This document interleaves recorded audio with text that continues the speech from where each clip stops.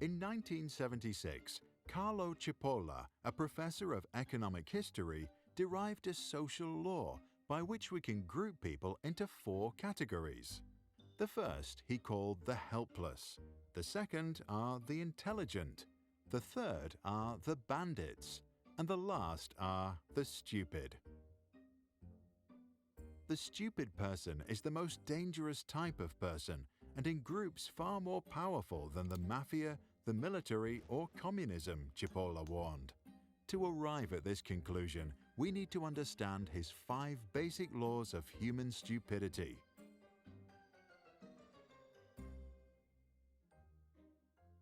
1.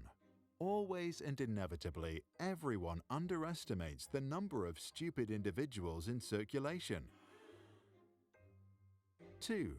The probability that a person is stupid is independent of any other characteristic of that person.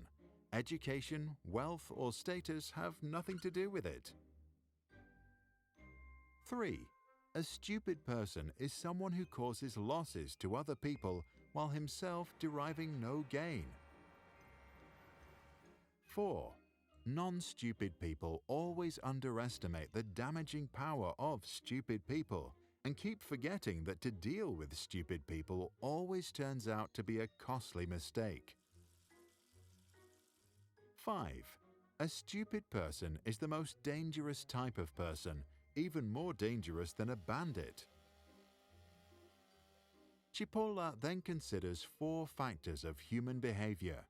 A person can cause benefits to others, benefits to themselves, losses to others, and losses to themselves.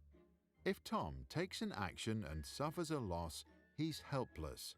If Tom benefits himself while also benefiting Jerry, he's intelligent. If Tom helps himself but causes Jerry a loss, he's a bandit.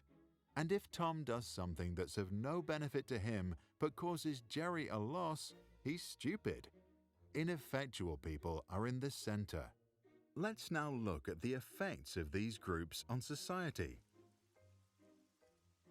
Helpless people contribute to society but are taken advantage of by others, especially bandits, and so their contribution is limited. Note that extreme altruists or pacifists may willingly accept a place in this category for moral reasons. Intelligent people contribute to society and leverage their contributions into reciprocal benefits. Their actions lead to a net gain to society, which is why helpless people should always support intelligent ones. Bandits pursue their own self-interest and enrich themselves, even when doing so poses a harm to society. Helpless and intelligent people should try to stop them. Stupid people always contribute to a net loss to society, but not only that, as they do so for no obvious reason. Their actions also frustrate, anger, and confuse everyone else.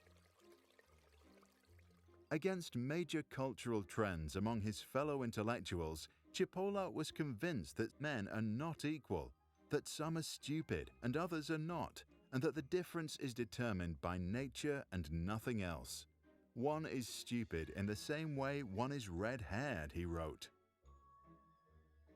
Cipolla warned that the damaging potential of the stupid person therefore depends on the amount of stupidity inherited, as well as their position of power in a society. Among bureaucrats, generals, and politicians, one has little difficulty in finding clear examples of basically stupid individuals whose damaging capacity was alarmingly enhanced by the position of power they occupied. What are your thoughts on stupidity? Are people born or made stupid? Or is it, as usual, more complex, and is there an interrelationship between the two?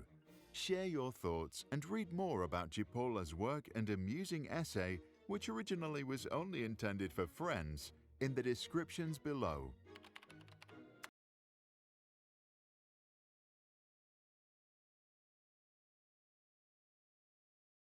In the darkest chapter of German history, during a time when incited mobs threw stones into the windows of innocent shop owners and women and children were cruelly humiliated in the open, Dietrich Bonhoeffer, a young pastor, began to speak publicly against the atrocities that the regime had produced. After years of trying to change people's minds, Dietrich Bonhoeffer came home one evening and his own father had to tell him that two men were waiting in his room to take him away. In prison, Bonhoeffer began to reflect on how his country of poets and thinkers had turned into a collective of cowards, crooks, and criminals. Eventually, he concluded that the root of the problem was not malice, but stupidity.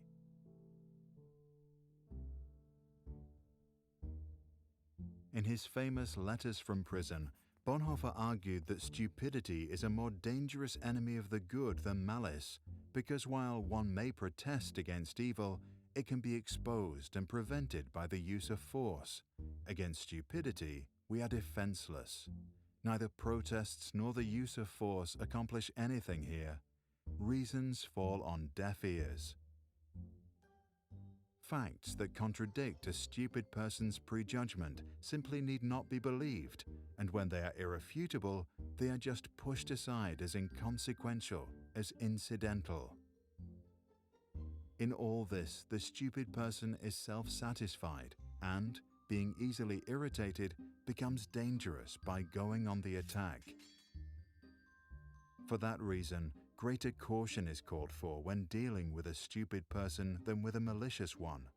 If we want to know how to get the better of stupidity, we must seek to understand its nature. This much is certain: stupidity is, in essence, not an intellectual defect, but a moral one. There are human beings who are remarkably agile intellectually, yet stupid, and others who are intellectually dull, yet anything but stupid. The impression one gains is not so much that stupidity is a congenital defect, but that, under certain circumstances, people are made stupid, or rather, they allow this to happen to them. People who live in solitude manifest this defect less frequently than individuals in groups, and so it would seem that stupidity is perhaps less a psychological than a sociological problem.